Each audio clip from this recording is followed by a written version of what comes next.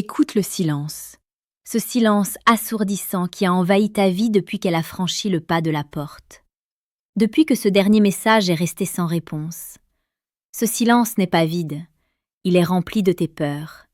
Il est rempli de cette douleur thoracique, cette sensation physique d'arrachement que tu ressens au réveil, avant même que ton esprit ne réalise qu'elle n'est plus là.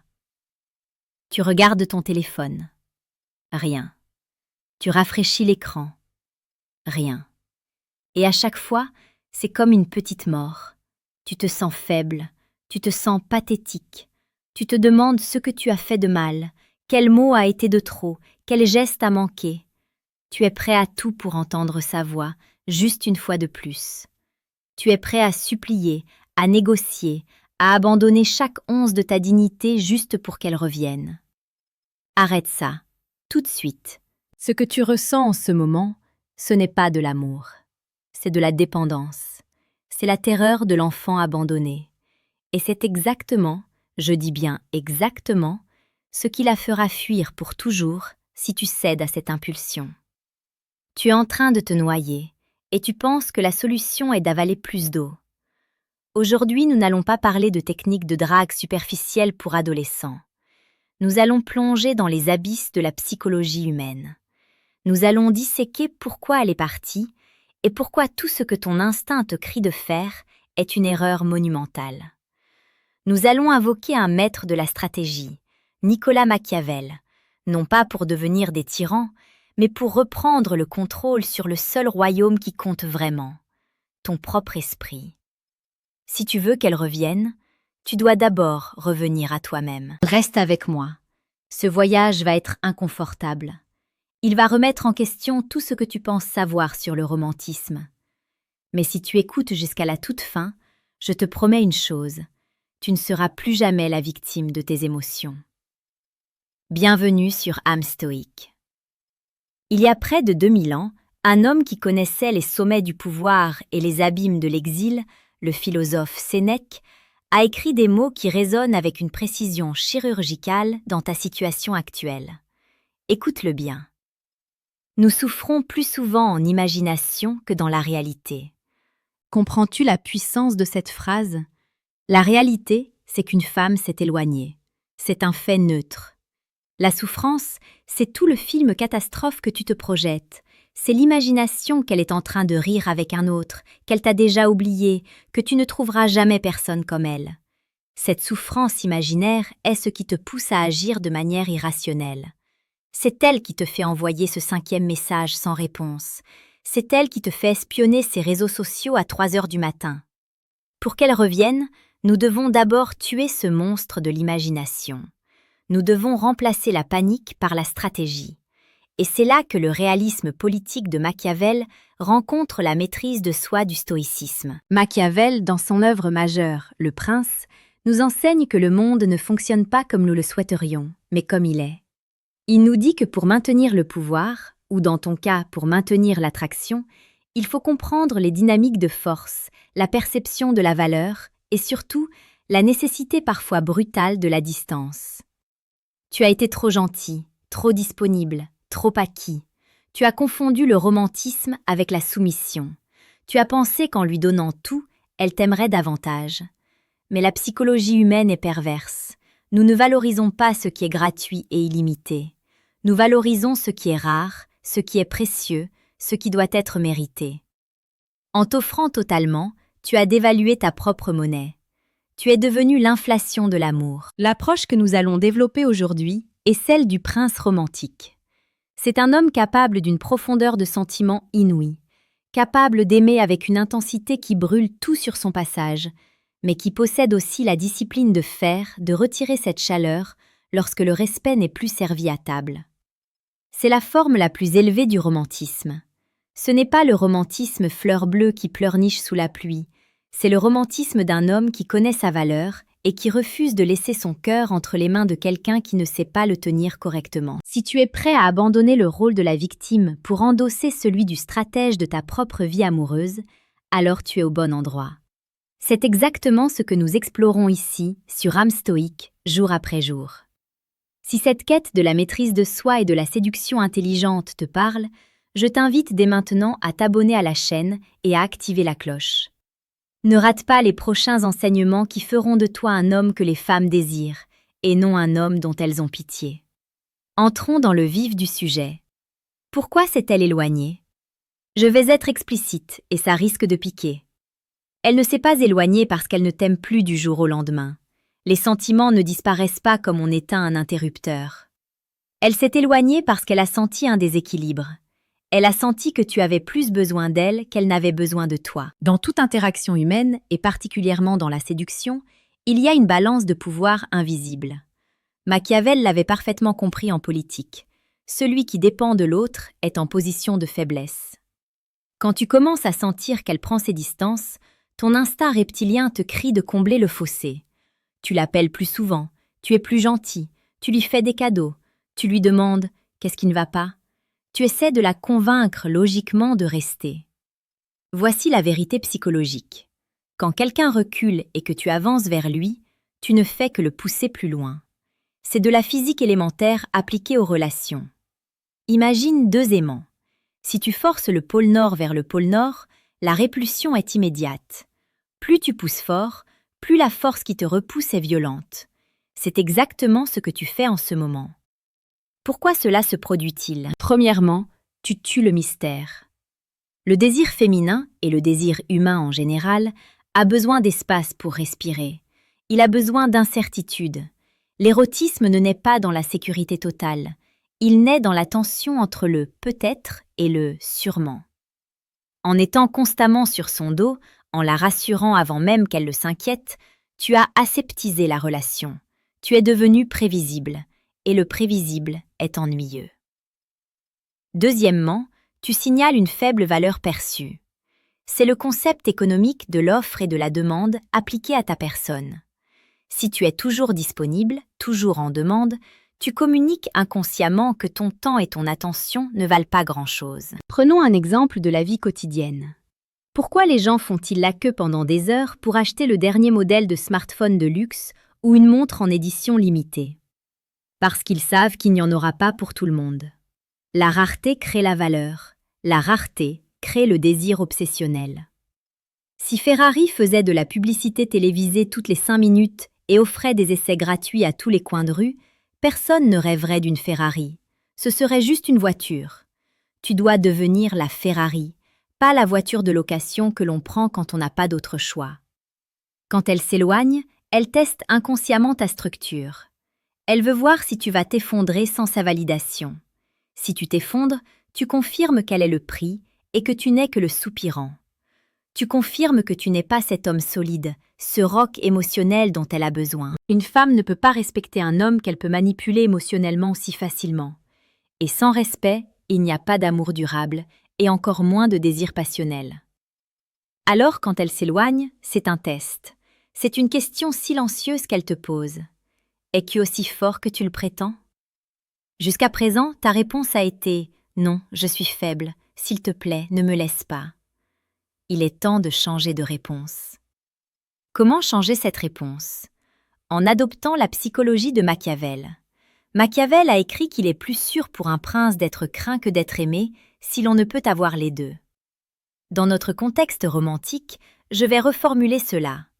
Il est plus sûr d'être respecté que d'être simplement aimé d'une affection maternelle ou amicale. Le respect s'acquiert par la démonstration de la force.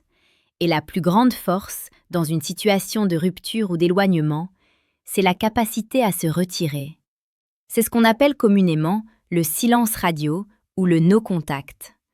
Mais je ne veux pas que tu le vois comme une petite astuce pour la manipuler. Je veux que tu le vois comme une philosophie de vie, une application directe du stoïcisme et du réalisme machiavélien. Le retrait stratégique n'est pas une punition pour elle, c'est une protection pour toi. C'est l'acte de dire, sans prononcer un seul mot, « Je t'aime, je te désire, mais je m'aime et je me respecte davantage. Si tu choisis de ne pas être dans ma vie, je respecte ton choix et je retourne à mon propre empire. » C'est d'une puissance inouïe. C'est le geste le plus masculin et le plus attirant que tu puisses faire dans cette situation. Pourquoi? Parce que cela subvertit totalement ses attentes. Elle s'attend à ce que tu lui cours après. Elle s'attend aux longs messages d'explication, aux supplications. Elle a déjà préparé ses réponses. C'est pas toi, c'est moi, j'ai besoin de temps. En te retirant brusquement et totalement, tu lui coupes l'herbe sous le pied. Tu ne joues plus son jeu, tu renverses l'échiquier. Machiavel savait que l'absence fait croître le mythe. Quand le prince n'est pas visible, le peuple spécule, imagine sa puissance. Quand tu disparais de sa vie, plus de messages, plus de likes sur Instagram, plus de vues sur ses stories.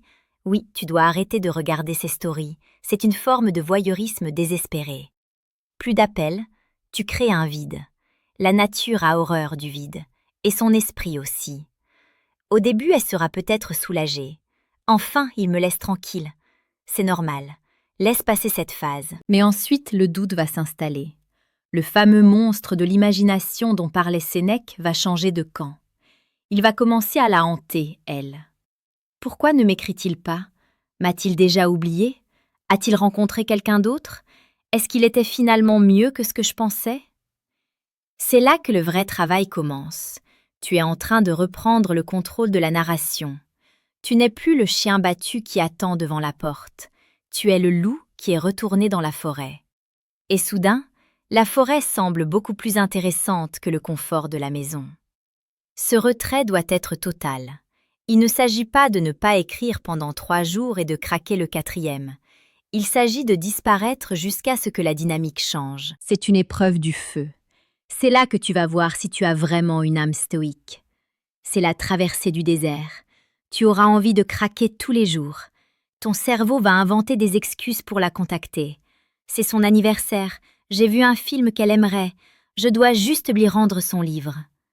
Non, ce sont des pièges tendus par ta faiblesse. Ne tombe pas dedans. Je sais que ce que je te demande est difficile, c'est contre-intuitif. Ton cœur saigne et je te demande de ne pas mettre de pansement pour laisser la plaie s'aérer et guérir proprement. C'est un combat contre toi-même. C'est le véritable djihad intérieur, la grande guerre sainte contre tes propres insécurités. Avant de passer à la phase cruciale de ce que tu dois faire pendant ce silence, je veux que tu prennes une seconde pour être honnête avec toi-même et avec notre communauté. Dis-moi dans les commentaires, quelle est la chose la plus difficile pour toi en ce moment dans ce silence? Est-ce la peur qu'elle t'oublie? Est-ce le manque physique? Est-ce la jalousie d'imaginer un autre homme? Écris-le, extériorise cette peur. En la nommant, tu commences déjà à lui enlever son pouvoir. Partage-le en commentaire, car tu verras que tu n'es pas seul. Des milliers d'hommes traversent cette même épreuve en ce moment même. Nous sommes une légion d'âmes stoïques en devenir. Pause pour laisser le temps aux gens de commenter mentalement ou réellement. Cette phase de retrait n'est pas une attente passive. Ce n'est pas s'asseoir sur son canapé en regardant le téléphone en espérant qu'il sonne. Si tu fais ça, tu n'as rien compris. Le silence n'est pas une salle d'attente, c'est une chrysalide. C'est une chambre de transformation. Machiavel parlait de la virtu. Ce n'est pas la vertu chrétienne de gentillesse, c'est la vertu virile, la capacité d'un homme à imposer sa volonté au destin, son énergie, son talent, sa force de caractère. Si elle s'est éloignée, c'est que ta virtu affaiblit. Tu t'es peut-être laissé aller. Tu as peut-être fait d'elle le centre unique de ton univers, négligeant tes ambitions, ton corps, tes amis, tes passions. Tu as commis l'erreur fatale de faire d'une femme ta mission, au lieu qu'elle soit la compagne qui t'accompagne dans ta mission. Pendant cette période de silence, tu dois opérer une révolution intérieure. Tu dois reconstruire l'empire de ta vie, brique par brique. Ce n'est pas pour elle, c'est pour toi. Et paradoxalement, c'est parce que ce sera pour toi que ça deviendra irrésistible pour elle. Voici ce que tu dois faire. C'est explicite, c'est concret. 1. La reconstruction physique. Le corps et l'esprit sont liés. Quand tu te sens faible émotionnellement, ton corps s'affaisse. Tu dois inverser le processus. Va à la salle de sport, soulève de la fonte comme si ta vie en dépendait, parce que c'est le cas. Ta vie amoureuse en dépend. La douleur musculaire doit remplacer la douleur émotionnelle. Endorphine contre cortisol. Quand tu te regardes dans le miroir et que tu vois un homme plus fort, ton esprit commence à y croire. C'est la base de la confiance en soi. 2. La reconstruction financière et ambitieuse. Où en es-tu de tes projets? As-tu sacrifié tes heures de travail pour passer du temps avec elle? As-tu négligé ton business? Replonge dans ta mission. L'ambition est l'aphrodisiaque le plus puissant pour une femme. Un homme qui a un but qui le dépasse est infiniment plus attirant qu'un homme dont le seul but est de plaire à une femme. Machiavel dirait « Un prince doit d'abord s'occuper de son état avant de s'occuper de ses maîtresses. » 3. La reconstruction sociale. Reconnecte-toi avec tes alliés, tes amis, tes mentors. Pas pour pleurer sur ton sort pendant des heures, mais pour vivre. Sors, ris, rencontre de nouvelles personnes, élargis ton cercle. Il faut qu'elles sentent, à travers les ondes invisibles des réseaux sociaux ou des amis communs, que ta vie continue et qu'elle est même meilleure qu'avant. Tu dois redevenir le prix. Tu dois redevenir cet homme mystérieux et complet qu'elle a rencontré au début, mais en version améliorée. La version 2.0 de toi-même. C'est un travail de fond, c'est un travail difficile, et c'est pour cela que la plupart des hommes échouent. Ils préfèrent la facilité de la supplication à la difficulté de la reconstruction.